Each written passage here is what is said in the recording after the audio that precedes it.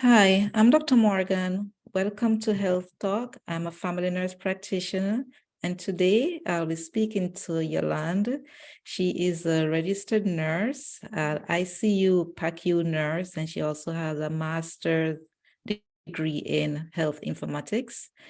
Yolande is a travel nurse, and today we'll be talking about travel nursing, and she will give us some perspective of what it is and how she copes with being a travel nurse and explain the differences between travel nurse and a staff nurse who's employed to a hospital full time. Welcome, Yolande. Hi, Dr. Morgan, or Can you Dr. Cheryl. tell me a little bit about yourself, Yolande? All right, so my name is Yolande Edwards, from Jamaica as well. And while I was in Jamaica as a staff nurse, I did the ICU for, I want to say about 5 years. I did 3 years on NICU. And in our training, we do general ICU, PACU, and NICU. So I've pretty much done a whole lot in terms of critical care. And then I migrated 7 years ago and I was working in the ICU, and that's when I learned about travel nursing. And with my passion for traveling, because I like to meet new people, I like to explore new things and explore new cultures, especially. I started doing traveling 3.5 years ago. Okay, so you did mention some terms like NICU, ICU. For people who do not have the knowledge of nursing, can you explain those to them? All right, so ICU is intensive care unit. So that is where you take care of the very critically ill patients. It's different. Here in the US, you have different areas that they do different specialties. In Jamaica, our ICU nurses are trained where whatever comes through the door, you're able to take care of that. So whether it's a cardiac patient, neurology patient, or a neurosurgery patient, whatever the condition is, we're trained to take care of it. However, here you have different specialties. The hospital and NICU is neonatal intensive care. Now, those are the very vulnerable, sick babies. And let me just say that was the most depressing time in my nursing career because the babies can't communicate. And also, you could tell based on physiological changes and what's going to happen that this baby is going to pass off. And it was very depressing. You have to really have the passion and drive to work in NICU. PACU is post-anesthetic care unit. Now that is where patients go after they do surgeries, whether it be general surgery, a little day case, like they fix a hernia. They go to the recovery room. We call it recovery room in Jamaica. It's basically a recovery room. You're recovering from anesthesia. We're making sure that you're safe enough to be transitioned either back to home or transitioned to a regular ward or unit for further recovery care. Okay, so critical care, ICU, is pretty much where patients are placed on a ventilator. Most of the patients are on a ventilator that breathe for them in that setting. That used to be the case. I have to compare both scenarios because in Jamaica we had an intensive care unit criteria where if you had a irreversible condition, you were admitted to the intensive care, and 90% of the times those patients are on the ventilator. Here in the medical ICU, you'll find that not all the patients are ventilated, but they need critical monitoring. So, for example, someone who is in DKA, which is diabetic ketoacidosis, they may not get intubated, but the fact that we have to be monitoring their blood glucose every hour, we have to be giving them insulin drips, we have to be checking their labs, especially their potassium levels, which I won't get into the physiology of all that, but they're critical, but they're not intubated.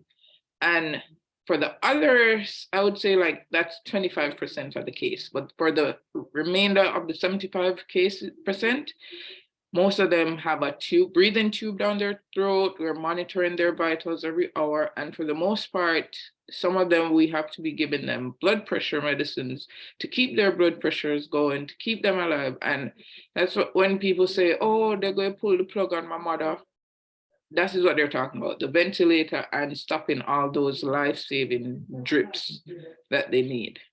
Okay.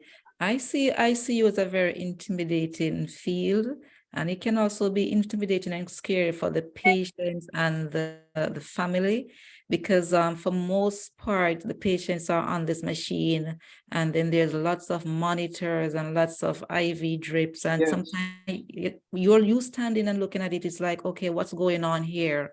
But when I stand and I observe the ICU nurses working, they're very comfortable in the environment and they know exactly what they're doing. So Yeah. I really give thumbs up to you guys who work in that kind of setting. But for you to work in that kind of setting and to pick up yourself and travel from one state to another, you have to have some form of strong mental preparation for that.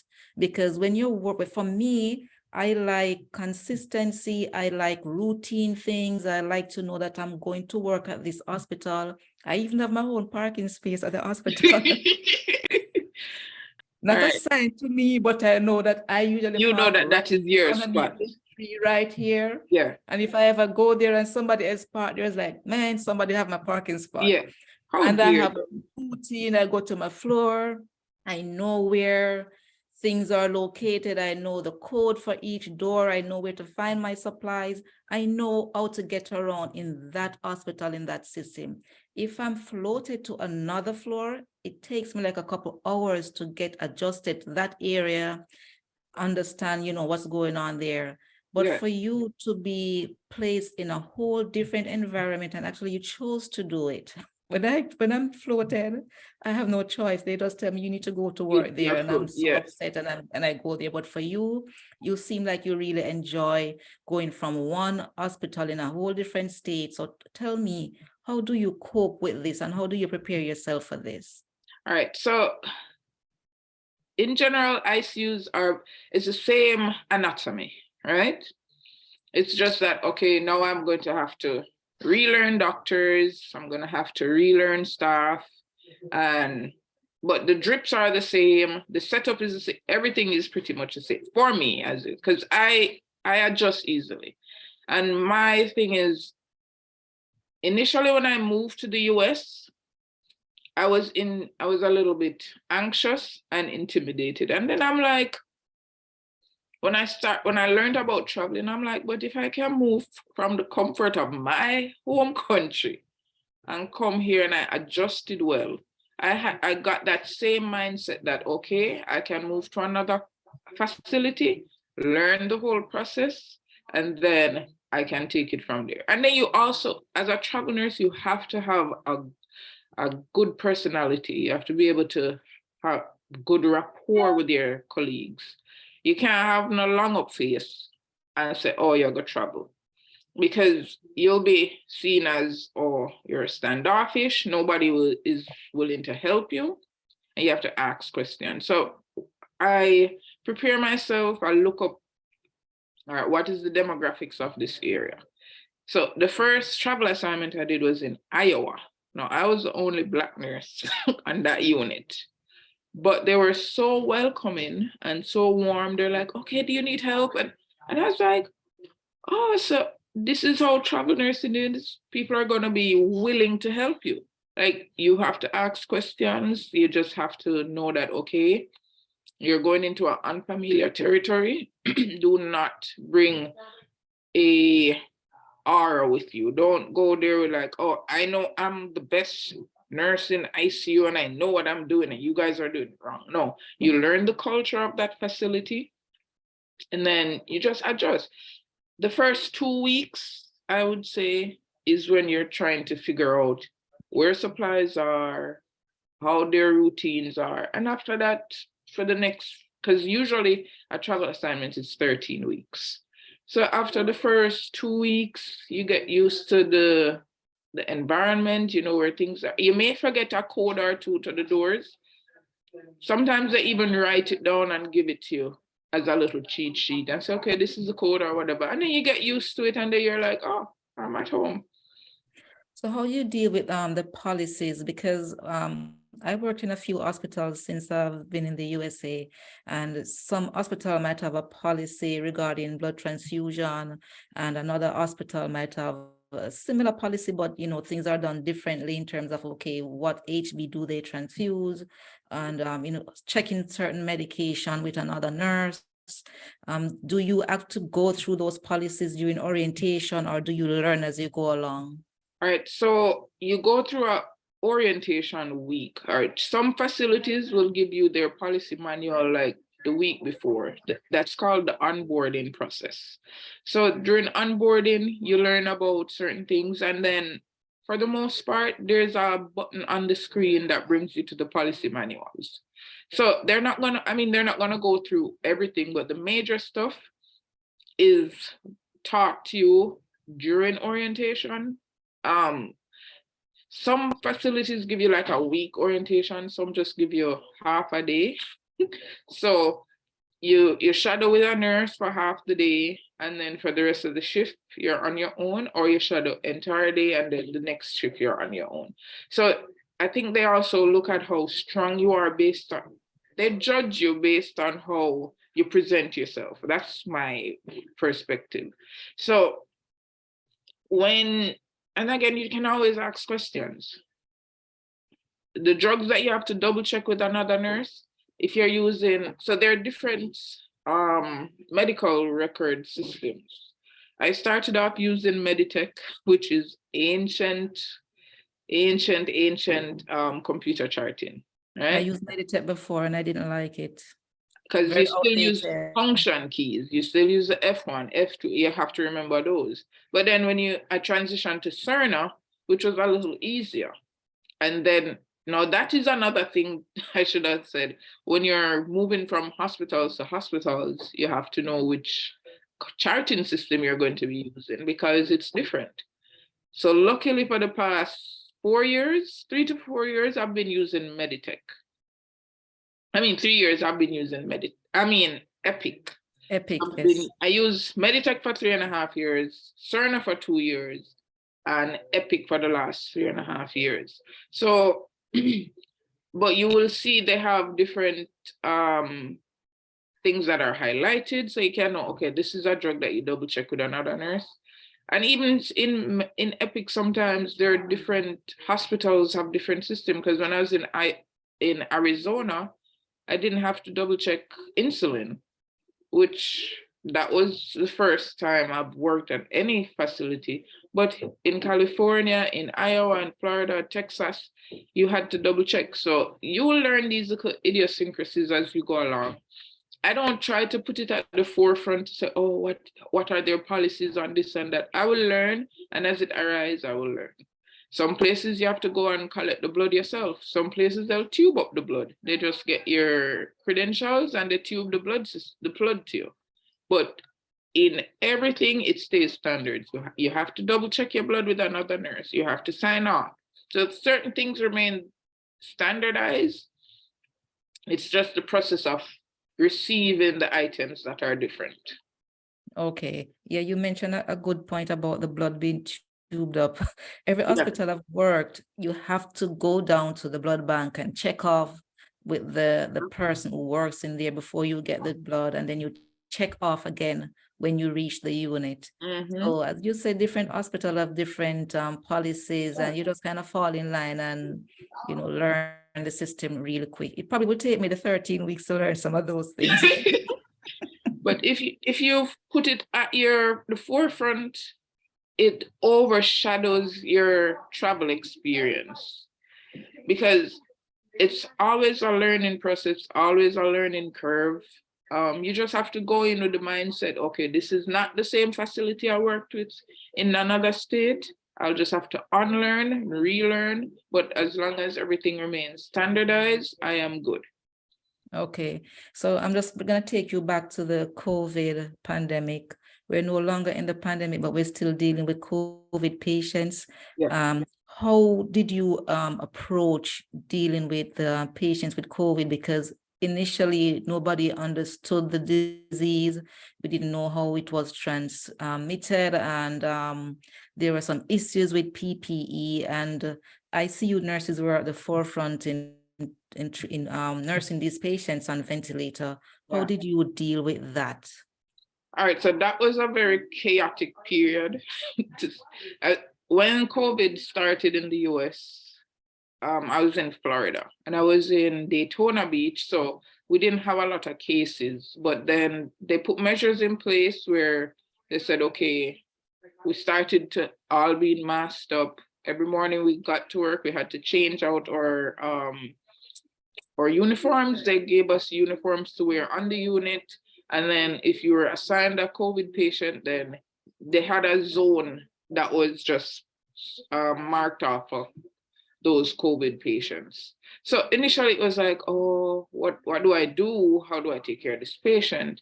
And then my contract ended. I got a break where I was just at an isolation facility, and we had more than enough PPE because it was a government contract.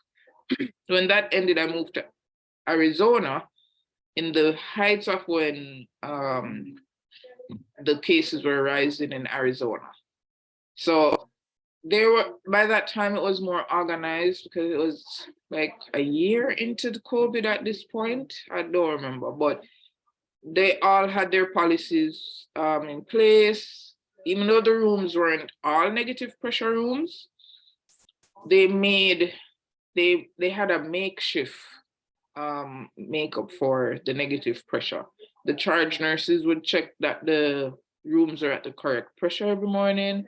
We got adequate PPE, and for those who the mask weren't fitting well, we got respirators.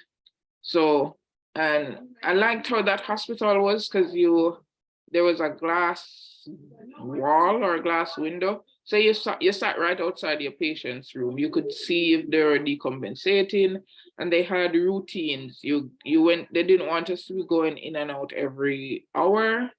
So we would go in every 2 hours so that we could do change position. We could all cluster our nursing care. And then also they had the pumps all the way outside the door. And then you're like, oh my gosh, this was also a concern because you're like, your tubes, the IV tubes had like probably 50 cc's.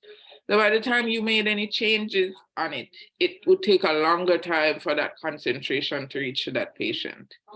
So it was a little bit concerning, but we made it through. And then when I came to California, we had a different setup where we had to be in full gear PPE for the 12 hours. And we were in a zone where we could actually give hands-on patient care. But during that time, being in the N95 for 12 hours, you were one, dehydrated because you couldn't drink a lot of fluid to go into that little area. Two, I'd have headaches all the time because I'm not getting enough oxygen. You're in this closed up space. But when you saw that your patients were recovering, that kind of brought a glimmer of hope that, okay, this is getting better.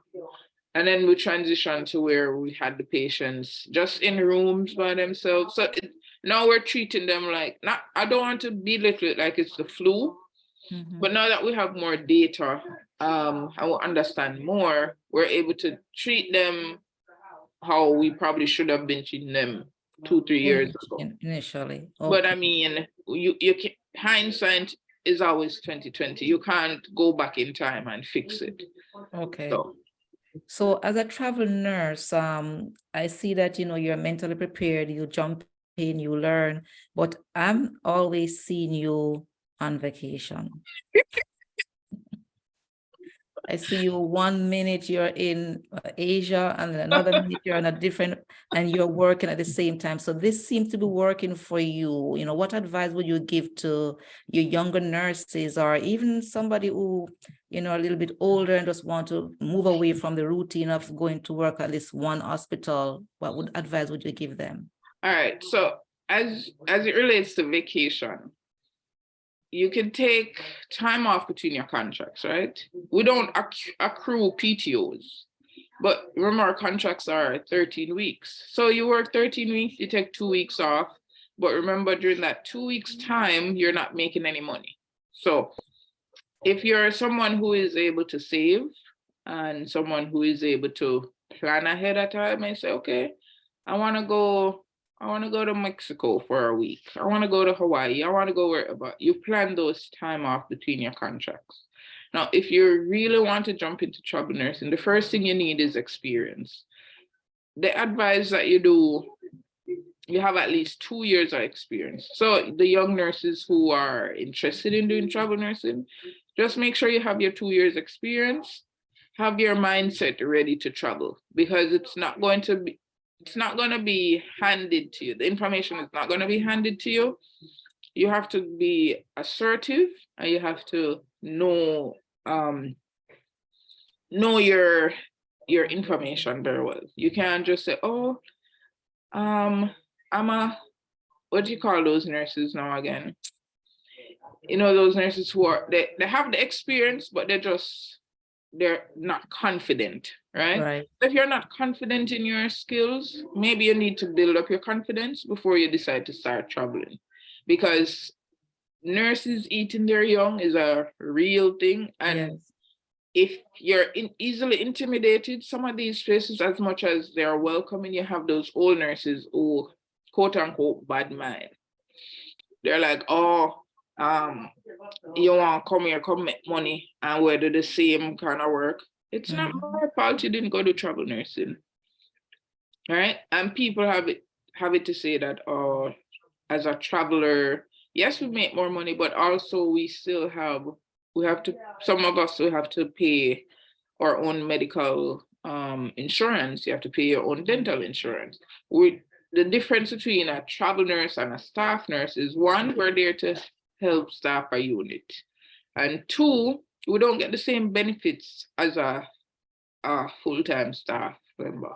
And if you do get those benefits, you have to pay extra for it. Okay. So we do get 401ks, we do get medical, dental, all those insurance, but when they take that out of your salary, at the end of the day, you're like, oh, did I make the right decision? So if you have a large family, as a full-time staff member, you may pay a certain amount, but as a traveler, you pay more.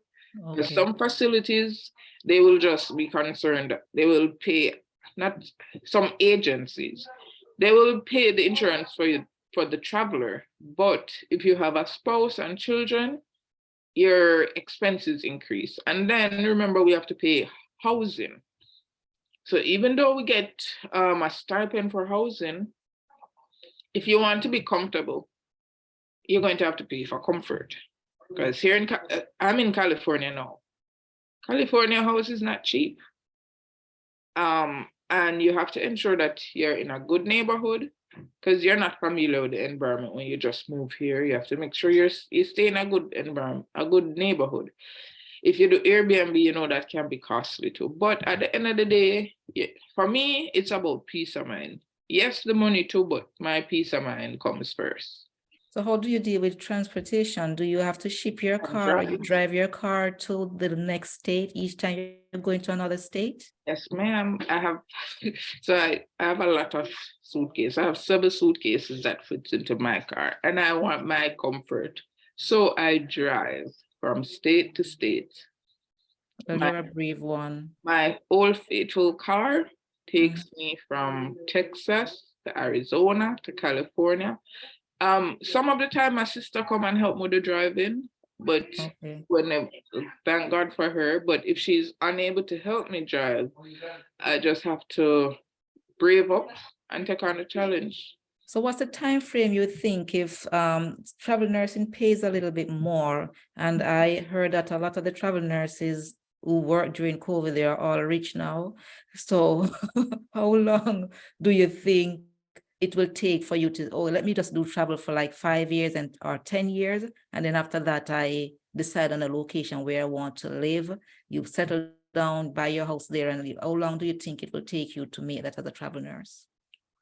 It depends because a lot of these the rich nurses that they're talking about during the pandemic, those are nurses who probably did a lot of crisis contracts, a lot of they do a lot of strike contracts. So there's a whole spectrum on travel nursing. I didn't do any of those crisis things because you have to prepare yourself mentally for that as well. Because going to places like New York that is now on strike, when you step in, it's like a war zone because now you really don't have anybody giving you a directive. Everybody, 90% or 95% of the people who are going to be on that unit is going to be travelers. And then everybody is going to be using their little mindset from their different facilities. And then you're getting like 4 or 5 patients or an event. I don't have the mental capacity for that. Right. When I used to work in South Texas, there was some time when California have a strike, and the same nurses who used to work on the floor would take their vacation and go to California like for a week or 2 weeks, and they'll be clocking in like some serious money, and then they come back down. So now I understand what, when you talk about the crisis contract, you just go into an environment, you have to be mentally prepared for whatever attitude you're going to get from the regular staff there, but you're just going to jump in, do what you have to do, and get out of there. Yeah. And to answer the other part of your question, how long it takes, it depends on where you want to live. If you want to live in Texas, which is more affordable, it may take you a shorter period of time. But for me, I don't know when I'm going to settle down, but even if I do settle into a home, I'm still going to do travel nursing. Okay.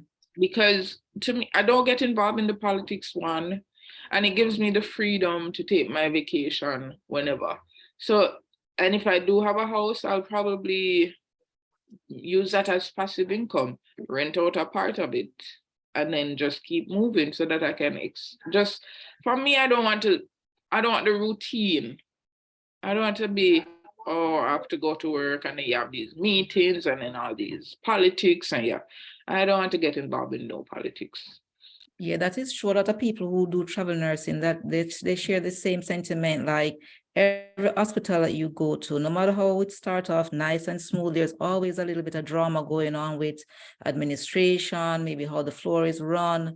If you're a travel nurse, you just go in, do your thing. You don't get involved with these people. You're not going to be there long enough to even know what's going on. And even if they mention it to you, you just, okay. Yeah, keep it moving. Yeah. Then 13 weeks done and you move on to another place, because the politics in a workplace can be it can cause some amount of trauma, emotional trauma for the staff. The work itself is hard, but dealing with the emotional baggage that comes with the profession sometimes can be a lot. And a lot of times when nurses resign from hospital, they leave one environment because they want to get a break from that environment. Too much is going on there. Even though they're going to be doing the same work at another hospital, they just need that change. So as a travel nursing, you don't really get caught up into that. So you're just moving from different areas. I'm going to wrap up soon, but have you ever gone on assignment and you really like that place and you feel like you'd want to stay there? I've had that feeling multiple times, but then I just keep reminding myself that I'm not going to. Like when I was in Iowa, as much as it was cold, I enjoyed how they did their nursing practice. And their nurse educator was really passionate about ensuring that all her nurses were taught so that any of the nurses who came in would be able to take the charge position. They were all knowledgeable. They didn't appreciate, and then traveler, you get to see the outside. You get to see it from the outside, and you can say, you know, you guys are really lucky to have either the staffing thing or whatever. But then they don't see it because most of the time they've never worked anywhere else. So I really liked working in Iowa. I enjoyed that hospital, but then it got too cold. I don't do the cold, I'm from the tropics. And I like it here in California. I like this hospital as well. But then to be a staff nurse again would probably give me more anxiety than driving across the country. Okay. Yeah. So here you go, guys. For those of you who are thinking about doing travel nursing, you don't want to be, stuck in a routine, working at this hospital, maybe 15 minutes from home, even though it's close to home. A lot of times you're working in hospital and you want to get your vacation, you can't get that time off. You even can't get time off to take your children to the doctor to do your own doctor's appointment. And whenever you're off, sometimes they're still calling you to come in to help out because of short, the floor is short. And it's difficult for you to say no because you want to still be a team player. So for those of you who want to take that leap and jump into travel nursing, this is something that you can think of. Yolande have really shared some perspective of what travel nursing is. For me, I am a routine person. I own my parking spot in the garage. Own my spot. I own my seat in the cafeteria when I go to eat. Right. I'm a routine person, so I wouldn't do well in a travel nursing environment. But if you're not routine and you're free-spirited like Yolande, go for it. I'm gonna wrap up, Yolande. Do you have anything else to add? No, not really. Just take that leap of faith. If you've been thinking about it, take your vacation and try it out. Sometimes you can find short contracts. Oh, that's right. Yeah. I mean, it's very rare that you can find probably an 8-week contract. If you try a crisis contract, that is going to leave a bad taste in your mouth. Try a traditional travel contract. If you like it, then keep going. I've recommended friends to do traveling and they're like, oh, I wish I'd done this a long time ago. Okay. Especially if you've been stressed at work and you're not comfortable in the environment you're in. There's multiple hospitals here. It's not like we're stuck in Jamaica where one main hospital and you have to deal with the politics of, some of those old nurses who don't want to let go. And then you're stressed out at the end of the day. No, there's millions of hospitals here in the US. The world is your oyster. And also the US is your oyster. You can travel and there are many different opportunities. Okay. Yeah, so. All right, there you go. This was Health Talk with Dr. Morgan. My guest today was Yolande. She's a travel nurse, an ICU nurse, and she's having a ball doing travel nursing. And she's a lovely person, lovely personality, free-spirited. Don't you do a little bit of travel agent thing as well? Yes, tell the people about it. Yeah, I'm also a travel agent. You can find me on Instagram, travel with T876. That is travel with T876. And I use that. I went into a travel agency job as well because I like to travel. And I get to learn more about different countries. So if you're interested to book your trips with me, you could get my number through Dr. Cheryl, or you could look me up on Instagram. Okay. All right. Thank you, Yolande. It was great talking to you and have a blessed day. Thank you. Bye-bye. Bye.